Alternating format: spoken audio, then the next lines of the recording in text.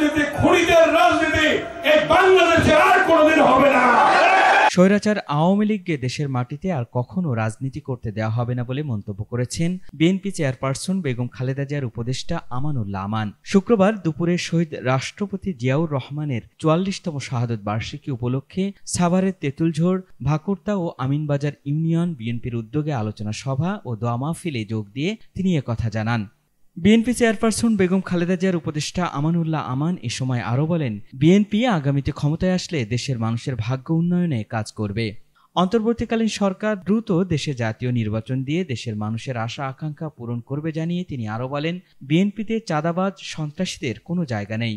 এ সময় সাভারের স্থানীয় বিএনপি নেতাকর্মীরা উপস্থিত ছিলেন। আমরা পেলাম ফ্যাসিস্ট খুনি হাসিনা মুক্ত বাংলাদেশ। একদিন আগেও বলছিল খুনি ফ্যাসিস্ট শেখ হাসিনা যে আওয়ামী লীগ পালায় না, একদিন পরেই তিনি তার গোষ্ঠী সহ পালাতে বাধ্য হয়েছে। কথাটা ঠিক কিনা?